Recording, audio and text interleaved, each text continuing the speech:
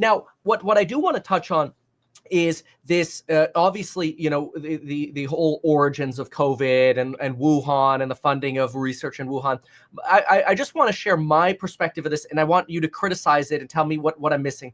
My understanding is we in Wuhan essentially conducted research into not only sort of aerolized vaccines, but also sort of directed evolution of monkeys or chimpanzees or whatever, where we take a sick batch of monkeys, we pick the sickest out of 5, and then we introduce that sickest to another group of 5, and then that next group of sick 5, we take the sickest from that, and we basically direct the sickest monkey regularly to continue to infect ongoing groups of monkeys. And that way we can find and study the most infectious and essentially try to find vaccines or cures to that. That's my understanding of directed evolution, along with obviously sort of like the warfighter, aerolized sterilizations of bats that, research funding had gone into in caves in China. Like, I'm obviously way oversimplifying all of this. But my question is,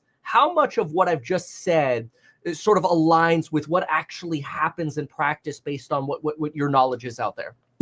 Yeah, so the lab leak topic is not my favorite topic in the world because it's heavily politicized. We don't actually have true good smoking like gun evidence of what truly happened.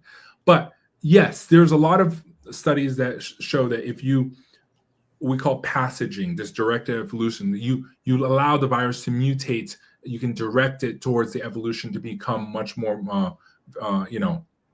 virulent of a virus or more severe of a virus. Or to be honest, a virus doesn't need to be more severe or virulent. It can just be more contagious. A more contagious virus will kill more people than a more severe virus. Like if a virus is half as severe but twice as contagious, that the twice as contagious virus that's half as severe will kill more people than the more severe, less contagious. Because the multiplier effects, eh? The multiplier. It's the denominator that I always tell people the denominator. It's like the prostate cancer. The denominator really is what matters. So I think that the issue is a lot of virus research. I think the lab conditions can be improved. We know that leaks happen.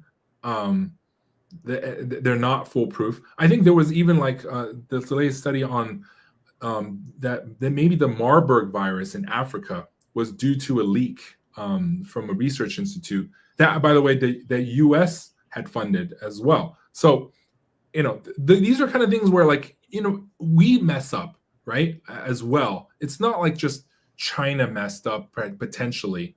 But, we don't really know that for sure because we really don't have any evidence of whatsoever. But, we mess up all the time. And I think lab accidents happen. I think we shouldn't make it this country was this. No, it was just maybe it was some scientists. And also the other problem is whenever you talk about lab leak, some people, maybe it's a natural virus. It could have been a virus we caught from nature, it leaked. Or it could be a virus that we're kind of trying to develop immunotherapies against and trying to, make it evolve in a different way, and then it leaked. And then there's those who are true conspiracy theorists who are like, oh, we bioengineered it to become a bioweapon, and then leaked it. But the thing is, you say one thing, it could have maybe a lab leak. The conspiracy folks, they hear bioweapon, they jump off the deep end. And I think that's what oftentimes can happen to these kind of narratives of, That's sort of my impression too, is that, look, it was probably a mistake. I don't think that, I don't think somebody was trying to create a weapon, because I do think researchers are truly trying to find cures. That's at least my belief of the purposes of research. Maybe I'm wrong, but that's my opinion. And so I think that lab scientists also have this doth protest too much situation where, they should recognize that lab leaks do happen and they should clean up their act a little bit. But their fear is that they are going to be heavily regulated. And if their industry it's like, nuclear research is highly regulated, right? You can't just willy-nilly share nuclear research. They fear that if it becomes heavily government regulated, that their entire field will just come to a crawl. And I think that's I think the doth protest too much issue. I care about public health. Why wouldn't they, like, what's a reason for not using higher BSL safety standards at these labs? Because I believe when they were conducting coronavirus research, they were using, if I remember this correctly, BSL level 2, and for something like this, they should have been like a 3 or 4. Yeah, Is it just money? 4, well, I think because the number of BSL 4s are really rare, and 3s are much more expensive than 2s to maintain.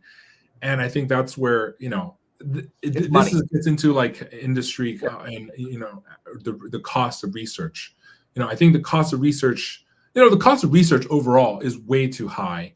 The cost of like commercialization for developing any immunotherapy is also way too high. We should accelerate it in some ways. And by the way, if you want to enroll someone in a clinical trial, people don't know this. Oftentimes it costs you like $30,000 to $50,000 per head. So I want to enroll like someone in a study. It costs them 30 or 40 grand a head to enroll a person in a hospital or a clinical trial. And like, it shouldn't cost that much. It really shouldn't. The overhead of some of these is insane.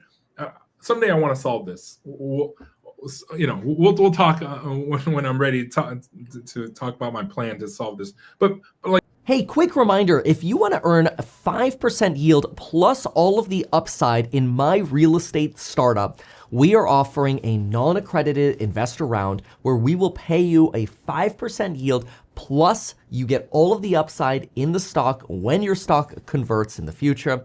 It gives you an opportunity to diversify away from rich stock market valuations, diversify away from most tariff risk, diversify away from the craziness of the treasuries market, especially with these Moody's downgrades. You diversify into fixer-upper real estate, which is what I believe I do best. This is my baby. I call it my little Berkshire Hathaway. Now, maybe I'm biased, but I've got over $5 million of my own money invested into this business, and I'm so excited for what I think we're going to be able to do with this business over not just the next years, but the next decades. So if you want to invest in my real estate startup, go to househack.com and know that I will do everything for this business in my power to make sure we can do the absolute best that we can.